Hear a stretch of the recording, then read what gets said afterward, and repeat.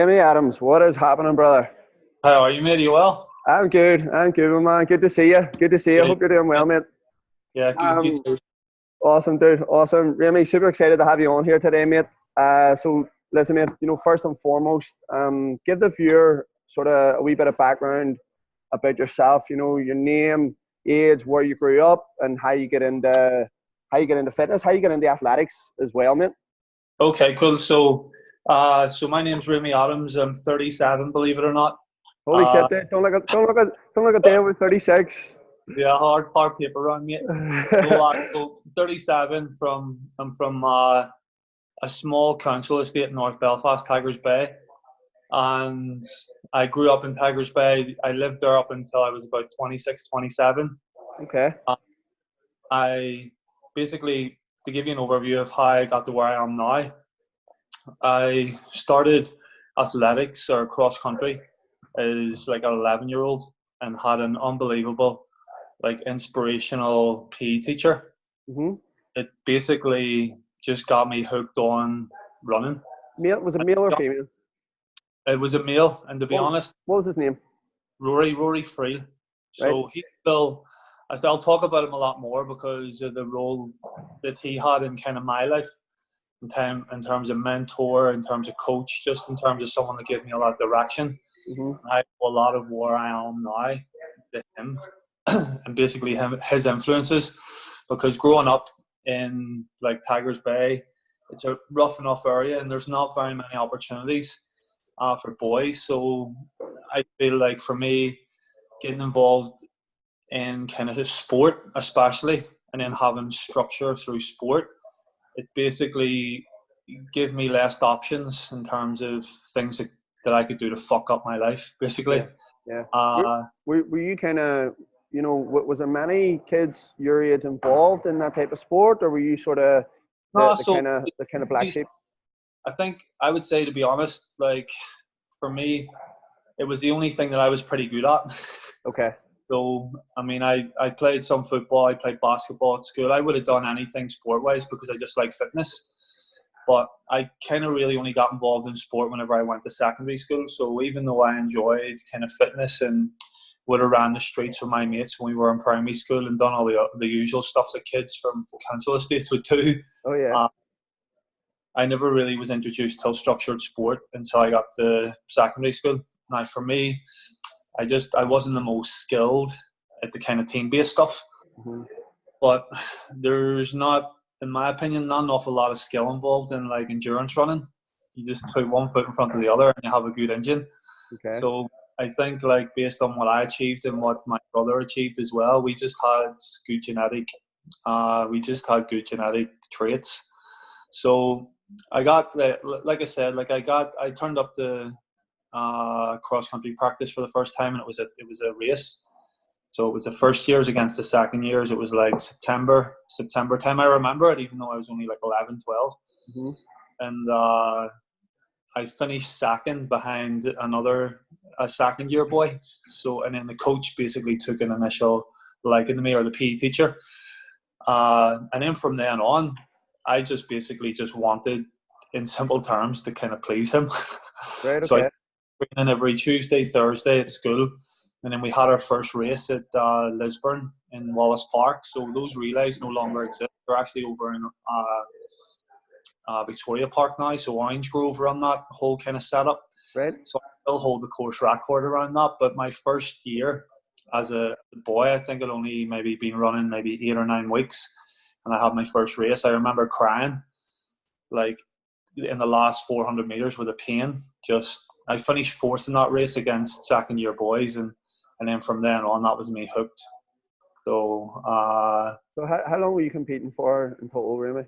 so I started competing when I was like 11, 12, and then I quit the sport around 25 or 26, just through frustration of maybe injuries, and then that realism that I love the sport, but I didn't do the sport because I loved it. Mm-hmm. I did sport because I was good at it. And if I didn't want to be just the type of runner that was nearly there, kind of like nearly there in terms of breaking on nationally and internationally. I Mm-hmm. wanted to be there, and I just felt with my injuries and stuff, And because you're training so hard, you know, it's literally like a full-time job to be a full-time endurance athlete because of the amount of training you had to do.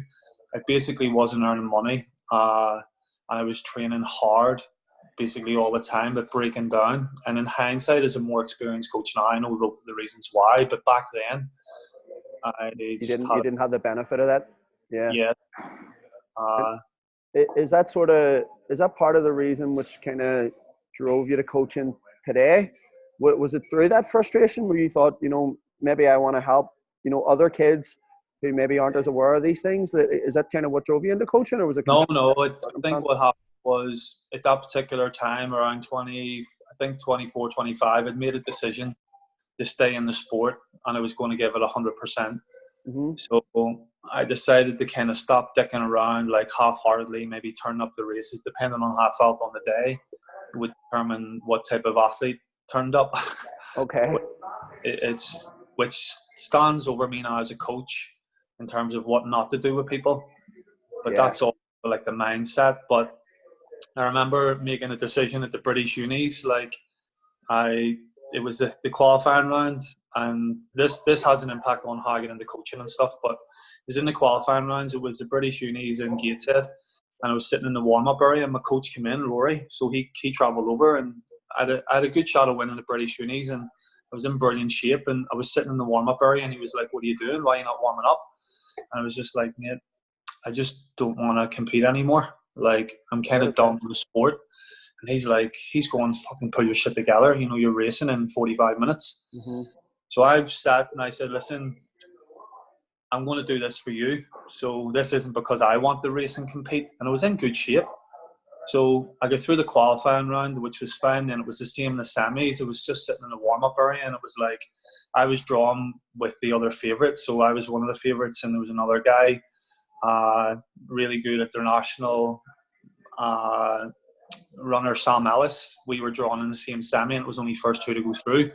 But that particular year, the British unis was stacked with quality. Mm-hmm. I just remember sitting in the warm-up area just thinking, I just don't even want to do this. Like, so to cut a long story short, after that was kind of like, for me, where I was like, you're either going to do it properly or you just fucking quit. Yeah. Just walk away from the sport. So I decided to do it properly.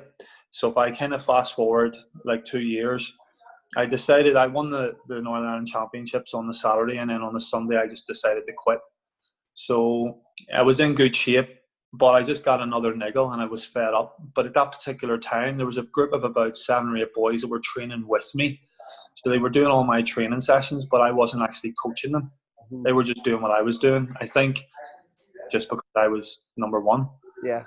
They were just copying what I was doing, and it was one of those things whereby I had a really good group of boys, like fast guys that would be kind of doing a bit of damage on the local scene at the minute if they were still about. But they had then no coach, so if I was going to quit, then there was no one really leading the sessions. There was no one really dictating what was happening. So that's basically how I get into coaching. So and it was straight away. You thought, right, this is what I want to do. There was no transition period. No, there was no transition. There wasn't really a period where I thought like I want to be a coach, because in hindsight, when I look back, when I started to go through my coaching accreditation and started to learn about coaching, mm-hmm. I had a pretty arrogant attitude. I had a pretty fucking narrow-minded, thinking that I knew it all approach. I hadn't competed. Like, I'd ran for Great Britain on loads of occasions. I'd been to World Championships. I'd been top 20 ranking in the world at my best at junior level. So, I mean, and I trained with some of the best athletes in the world, like Olympic medalists and so on. I'd been around high performance environments. So, looking back, I had an air of like arrogance. So I almost thought that I knew it all when it came to coaching. Yeah. And then when I started to lead into what it took to be a coach, I was like, fuck, I know nothing. Yeah. So I think that's usually the transition for most people, isn't it? The way most people start out, like. So I came in as a good athlete, having a good experience with a lot of other athletes and coaches, but I didn't actually know much about the coaching process. Uh-huh. But I thought I did because I was doing it. But just because I did it as an athlete didn't mean that I could automatically transition that over as a coach. So over the next over the next kind of 6-7 years, and I just basically invested a shitload of time and a shitload of money in terms of upskilling. And the more I upskilled, the less I knew. Yeah, When you start more, it highlights you know less. Yeah, it's called a cognitive bias. Like usually people who know less, they think they know more, and then as soon as you start to learn more, you're like, holy shit, how little do I actually know? So, and that's pretty much in short how I've got to where I am now. So it was just basically a continuous journey of like working with athletes and then upskilling in knowledge and trying to find where I best suited in the industry or where I best suited as a coach. But I think as well, when like around the coaching stuff, my background in terms of work, I started first of all like as a PE teacher. So I spent a few years in education, which was because it helped me kind of appreciate from a coaching perspective, that is, it helped me appreciate different learning styles, different learning strategies. It kind of allowed me to sharpen my tools in terms of interacting with people and building relationships, which has a massive impact on what I do now in terms of the services that I provide. It goes beyond my knowledge of coaching in terms of physical qualities and mental qualities. It's about relationship building. Love it, man. Love it. I think as a teacher that kind of taught me a lot, which meant that whenever I transitioned into coaching and then transitioned into the fitness industry, I already had a really good grounding, even though back then I probably didn't appreciate it. Yeah, I get that, man. I spent a few years as a teacher. I worked across secondary, which I loved the most, like 11 to 18-year-olds. I did a bit in primary, which I enjoyed, but I didn't get job satisfaction out of. So I enjoyed like teaching and working with those kids. And I also worked in a behavior unit. So I did a master's in autistic spectrum disorder whenever I was focusing on education. I thought my career was going to be in education. Right, okay. So I worked in like a behavior unit with kids which had an autistic kind of unit, but it was for disadvantaged kids, you know. Like the reality is a lot of the kids that were coming in through those doors were ones that were withdrawn from mainstream education. And whenever I spent time with those kids, like it wasn't that they were bad kids or that they just had a real tough upbringing. You know, they were mainly, if you looked at them, they were mainly all from like council estates. A lot of the boys and girls were single parent families, no father around. So again, all that type of stuff gave me context and allowed me to be able to work with a completely different demographic of people. But it essentially gave me more skills as a coach in terms of relationship building and having empathy for different people in terms of where they're coming from. So to get to where I am now, basically, a lot of people don't know this about kind of my background and about how I actually get into the fitness industry. So at the time I was teaching, and then I was working on the door. So I taught for 3 or 4 years. I did the door for 4 or 5, and while I was teaching, I was never permanent, which personally, like, I still have a bit of a gripe about, because obviously we all value ourselves, and I value myself as a really good teacher because I had really good mentors whenever I had gone through my PGCE, and I understood what high quality PE was. I've never seen an awful lot of high quality PE. I've seen a lot of people just coming in and picking up their fucking paycheck, but I never seen high quality PE. It's hard to change a culture if a culture is not there in the first place. I get them. I had like term time contracts, and this again has kind of shaped how I am now as a person in terms of like people will tell you what you need to hear to keep you in positions, but as soon as they don't need you anymore, you'll be dropped basically fucking at the click of a finger, which is what I felt whenever I was in education. So an opportunity came up to work within athletics as a development coach, and I thought, right, I'll do that in the meantime, but I'll still be aiming for that full time. I was chasing that full time job, full time permanent PE post. Yeah. Chasing. So in the meantime, I was like, I'll go and work as a development coach for Belfast, service that, and in the meantime, I'll apply for jobs. Then my younger sister, was diagnosed with cancer. Right. Okay. So, didn't actually know it, man. Didn't know it. Yeah, but only close people to me know that. So, so she was diagnosed with a really aggressive cancer. And to cut a long story short, from diagnosis till basically death, you're talking about a year. The last 6 months was really like a really tough time for her, and obviously the family. So I basically pulled out of uni, which was at the master's course, and I pulled out of the role that I had part-time in that behavioural unit, as well as the job that I was doing with the sports council. Basically just stopped doing shit for about 3 months, and you take care of family stuff. Yeah, so yeah.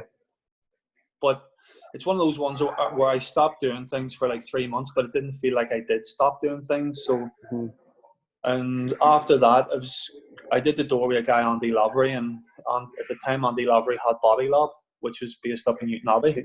Yeah. I was kind of like not really knowing what I wanted to do anymore, so I was kind of like, fucking, I know the development post isn't for me. I just didn't enjoy going in and doing a lot of the things with the demographic of people that had me working with. And teaching was kind of like, there's always teaching work, going into some stuff, but I wanted that permanent post. And Andy said to me, we were chatting, and Andy said to me, why don't you come up and do a bit out of my place? So at that particular time, like, I'd only really coaching badges and stuff, so I wasn't actually qualified as a PT or anything. And to be honest, pretty naive and didn't know really that much about the industry. So Andy and I did stuff together for about a year, and we worked well together as a team. We're still really good mates, but I decided to go one way and he was going another way, so that's how I opened Fortius. Awesome, mate. So that was your transition.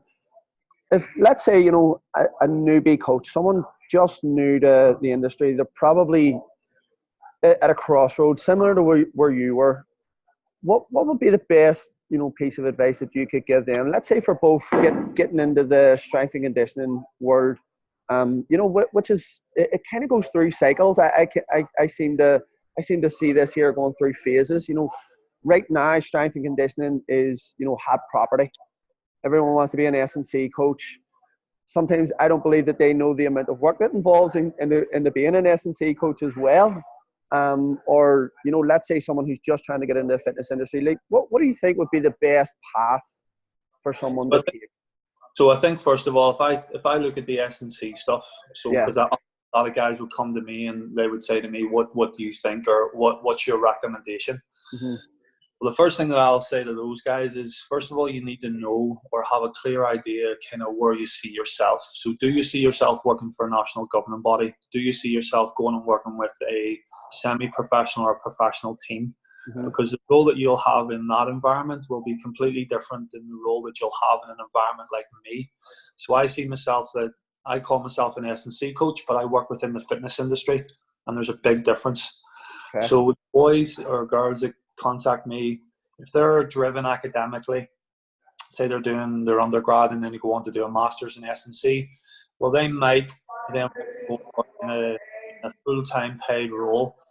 So the first thing that I say to them is, well, you got to understand that in Northern Ireland, you've got Ulster Rugby and you've got Sports Institute Northern Ireland. So basically, outside those job roles, like, what job prospects do you have unless you want to go to England? And what experience do you have to back up your academia? So for a lot of people, that should give them a bit of context, as in, maybe this is a bit more challenging than I thought in terms of developing a career for myself. Or you can do what I did, which is basically, I don't want to work for a national governing body personally, because I'd done it before. They wouldn't pay me enough money. within That North. was actually, that was my next question. Actually, I that's my next question. I can't walk away. I had a really good job opportunity about a year ago, and it was fucking like for me the dream job. Mm-hmm. I couldn't, just purely on business reasons. I just couldn't take it Okay. because it would make no sense financially, and money's not my driver. Yeah. But it makes life a lot easier when you're making it. Yeah, of course, man. So, Of course. so I'd asked that governing body, would they consider maybe diluting the role and giving me a part-time role with the other guy that was going to be in it with me. So we both work part-time. We both bring different skill sets. We both bring an added dimension, but the funding would only allow one person. So I couldn't do it. Mm-hmm. But I think from my experiences, been working with national governing bodies and working for myself, and then working within the fitness industry and seeing where you can kind of add value to yourself as a personal trainer that maybe wants to offer their services within strength and conditioning circles. I think that there's more people that can be more successful doing that than going down academia, trying to get a permanent post with a national governing body, working really unsociable hours, being there for the team or the squad that you're going to be working solely with. Now, that could be a great job for some people. I just know for me, unless the money was right, I would never consider it. Just because of, number one, my quality of life now. I just couldn't imagine another job giving me the same quality of life that I have. The money that I make is unreal for someone from my background. Yeah. Where I'm still driven to fucking make way more. Yeah. And I know what I need to do it. Yeah. And I have quite a lot of freedom, you know. I have my days set where I work till certain hours, and so I mean, you know, can I just add one thing here? So I want people to get this right. So you know what you said earlier, and this is the most important thing, is that you're not actually driven by money. You're driven by impacting people through coaching, doing the right thing when it comes to affecting people's health and fitness and their performance on and off the track. But the impact of that has now given you a better quality of life, and it's now helped you earn more money. So you didn't, Ramey didn't start out going, right, how do I earn more money? He started out by going, right, how the fuck do I get better? And then how do I, improve other people? Yeah, absolutely. So I would have these conversations with the guys that I service. You know, I'm just in my general population guys, as they would know themselves, that come to my gym. And it's one of those ones, like you'll know yourself, that there's a massive, there's a positive sway towards trying to upskill coaches to be more business savvy, as opposed to just being a coach. So I believe that I've built my business because I'm a decent coach, not because I'm business savvy. Yeah. So I plan to scale because I'm starting to learn and kind of almost like upskill when it comes to business. So a lot of the things where the guys come to the facility, people said to me, why do you not charge more, blah, blah, blah? Because fundamentally, it's not always about the money I'm making, good money. I'm happy with what I'm making. Yeah. And it's trying to get that middle ground of like where I want to be able to service people. I'm not money driven, but I don't want to devalue myself at the same time. So I think fundamentally, I'm in a really good position where, because money's not my driver, it gives me so much more freedom to do so more. I say this to all of our students. It's like, see if you get into this industry and you're driven by money, it's not going to last, because what's going to happen on the days where you're not getting paid? Because it is going to happen. Someday you're not going to get paid and you're going to wonder what the fuck. And if your driver is money, then it's not going to sustain you for a long period of time. But if you're here to impact more people and do the right thing, then you'll get up out of bed at 5 a.m. every day and still do the work regardless of whether you get paid or not. 100%. Because one of the things, it goes back to that thing when you asked me about what would you advise and stuff, and I've kind of give you that one point in terms of maybe making some of the guys that are watching this consider, maybe do they want to go pure S&C, work in a high performance environment, and what opportunities are there out there, or do I go down the generic, go into the fitness industry, as you want to call it, where I have a massive demographic of people I can service, like the the minor teams, the junior teams, senior teams, amateur league, Sunday league. I mean, you have a massive spread across all the sports. And because S&C is getting bigger, and I think it's nowhere near scratching the surface of where it will be in the next 5 or 10 years, that's a good opportunity for people to build a really good business for themselves without kind of feeling the pressures of trying to get into that high performance environment, which for me is probably like trying to get into that full-time permanent PE post. Because if there's no posts, then there's no posts. Yeah. So it doesn't matter how good you are, how skilled you are. If there's fucking no work, then there's no work. Yeah. So So go and make your own. A lot of the guys that come in, like the younger kind of mentored ones, is basically get your hands dirty coaching. So you need to get your hands dirty. Like, you need to get around people. You need to get around how to progress and regress skills. So that means you need to have some type of knowledge. The only way you can get that knowledge is to be working with more experienced coaches. So get a mentor, get a coach, look at CPD opportunities that are number one for what your investment is, how you're going to get your money back. So there's no point going and doing a course because you're doing it. Like, value the course, identify, if I go and do this course, what value is it going to add to me, and how am I going to add that value back into the community or the people I service? Because when you start to do that, the money stuff will take care of itself. Love that, man. Love that. Another big thing is trust, like building trust with people and trust in the community. And it's funny, like in the last kind of 2 weeks, I've been in a couple of situations where maybe 10 years ago, how I would have dealt with that situation or reacted in that situation might have been a lot different, because I have a platform on social media, and because I have a lot of people to follow and watch what I do, I have to conduct myself in a certain way. Yeah, of course. To reflect who I am and what I am. So I tell a lot of the young guys coming through, basically you need to build trust in people. So see your social media account and see how you conduct yourself on social media. Just remember that you have hundreds and thousands of people watching what you do. Yeah. And they'll not give a shit about the 100 good things that you did. See, if you do that one thing that fucks it up, yeah, dude, that could stand over you. So build trust.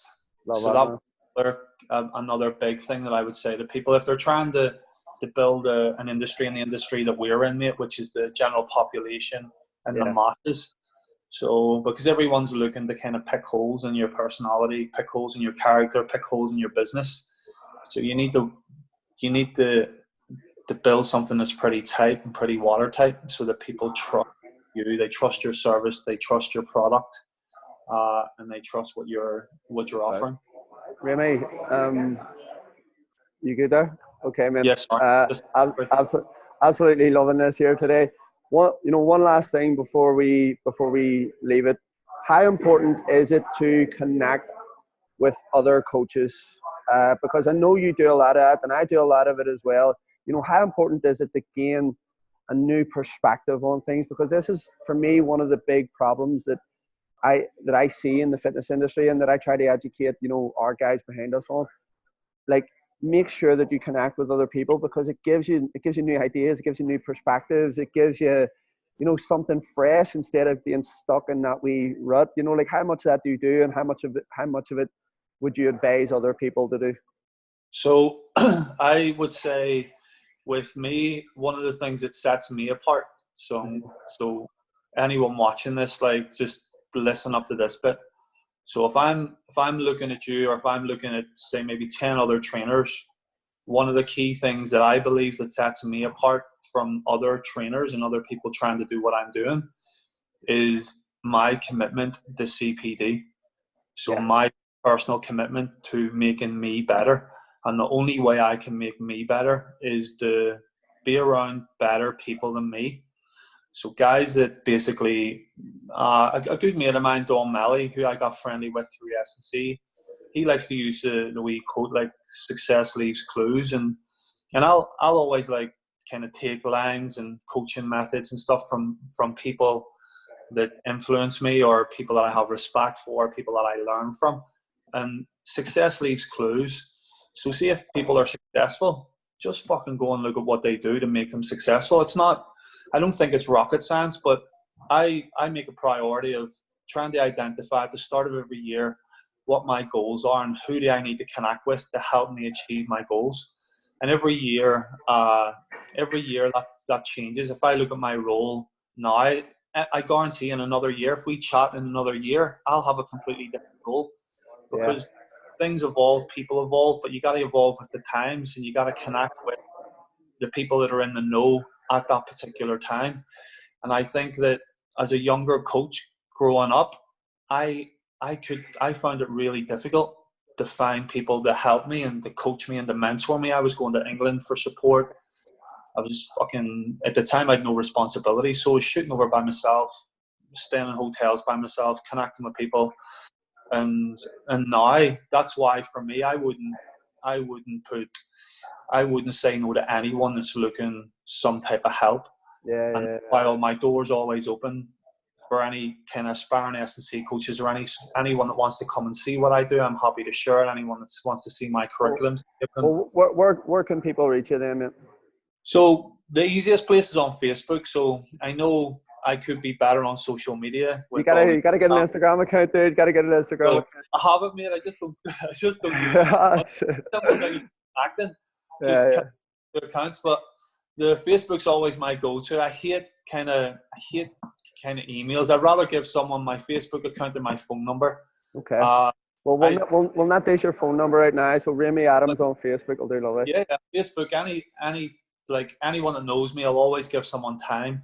And I'll not look to be numerated for just my time. Like if a coach wants any help, like I know what it's like to be fucking knocking doors and people saying no, and trying to, even because I was going through S&C, trying to learn how to put together a curriculum for plyometrics. Well, who the fuck do I go to for that? Or to learn how to go like the Olympic weightlift. I remember like a story around the first club I went to, and you know, it just, for me, it wasn't a friendly club, and some of the coaches in there we probably went to the same club.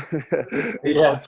Some of the coaches in there would have a lot of beliefs like us around being athlete centered as a coach, being warm and welcoming, and all these things that I just never seen in that club. And I thought it's ironic because those guys are part of the education program within weightlifting.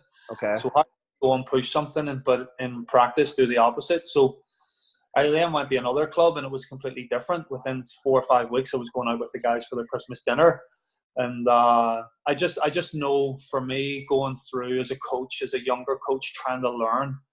And back then, like, we didn't have the amount of coach education programs that are available to us now. You know, like, you guys are running a lot of different programs. I myself run like programs on youth development on S&C. So I mean, those opportunities maybe 7, 8, 9 years ago, they weren't as fruitful as what they are now. I think that for a lot of guys coming through, like, they probably don't appreciate how privileged they are. God, dude, I know, man. Yes, number one, the people, and number two, the accreditation processes. Yeah.